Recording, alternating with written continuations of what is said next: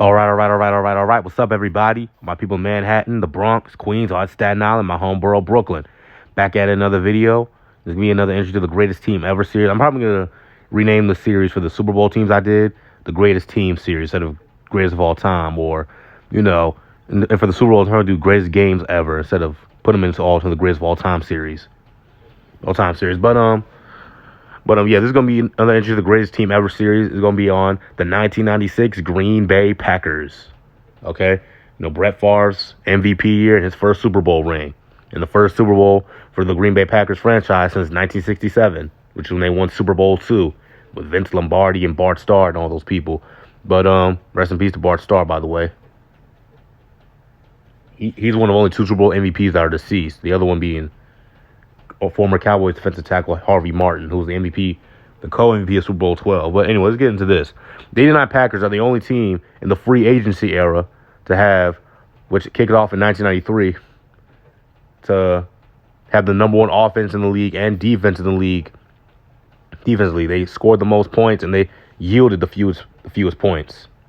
Okay, and that, of course, that was all thanks to their free agents, probably the biggest free agent signing in NFL history, Reggie White, the first big free agent acquisition. Okay, Reggie White went to Green Bay, which kind of changed the game after being released by the Philadelphia Eagles. Because according to Chris Collinsworth, I heard him say when free agency first hit, people thought it was a bad idea because all the free agents were going to choose New York and L.A. and Miami, and Reggie chose small Green Bay, Wisconsin. Green Bay is the smallest market in the NFL.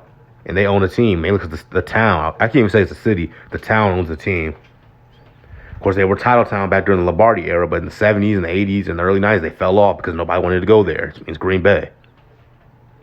You understand what I'm saying? So this is Green Bay. 1989, they went 10-6. They had Don Majkowski and Sterling Sharp, Shannon Sharp's older brother, who should be in the Hall of Fame, by the way, but they traded for Brett Favre in 92. They signed Reggie White in 93, and they hired Mike Holmgren, who some people say he should be in the Hall of Fame as a head coach. I'm not so sure about that, but yeah, that's what they say. But yeah, the 96 Packers, they were 13-3. They dominated teams. They have currently two Hall of Famers, Brett Favre and Reggie White. In my view, the safety, Leroy Butler should be in the Hall of Fame. And there's another safety on the team that should be in the Hall of Fame. His name is Eugene Robinson. Okay, the dude has like 50 to 60 career interceptions. And I believe he was a defensive player of the year. He played for the Seahawks, the Falcons, and the Packers throughout the 80s and 90s. So in my view, he should be in the Hall of Fame. But currently they have two Hall of Famers. Brett Favre was, of course, the MVP that year. He won 3 straight, 95, 96, and 97. He had a share 97 one with Barry Sanders. Reggie White, of course, being his normal dominant pass rushing self. He retired the NFL's all-time sack leader at 198 until Bruce Smith passed him up. Disregard that. And they dominated the Patriots in the Super Bowl. Yeah, quote-unquote Patriots fans, a.k.a. Brady Belichick fans. The Patriots were good before the Brady Belichick got there. I said that in my 1985 Chicago Bears video. Of course, Drew Bledsoe was on that team. They had Curtis Martin. They had Ty Law, Willie McGinnis, Teddy Bruschi, Lawyer Malloy. The kind of the guys who would be there for the 2000s. But, of course, this team was coached by Bill Parcells, and the quarterback, of course, was Bledsoe. But Packers went on to dominate them 35-21, and the game was cemented when Desmond Howard returned a 99-yard kickoff for a touchdown. Okay, kind of iced the game. The Packers held off to win 35-21 in New Orleans, and they won in New Orleans. Desmond Howard was named the Super Bowl MVP, ironically, because I think Reggie White should have got it. He had 3 sacks, which is a Super Bowl record, which is tied. And Reggie White's the only one to have 3 sacks and win the game. The other guys who had 3 sacks in the Super Bowl lost. Grady Jarrett, the defensive tackle for the Falcons, they lost a couple years ago. What's the brother's name? Coney Ely, the defensive end for the Panthers. Of course, they lost to the Broncos. And then, what's this dude's name? Carlos Dansby, the linebacker for the Cardinals, when they lost to the Steelers. But anyway, as you see, the Packers were number 1 in offense, number 1 in defense.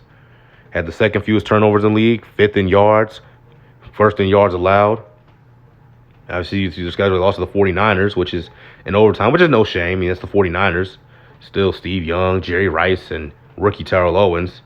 Lost to Kansas City, which is 20-27, and they lost to the Dallas Cowboys, 21-6. And this is, the aftermath of the Cowboys winning the Super Bowl. So Brett Favre and the Packers had to get over that hump of beating the Cowboys. which they eventually did.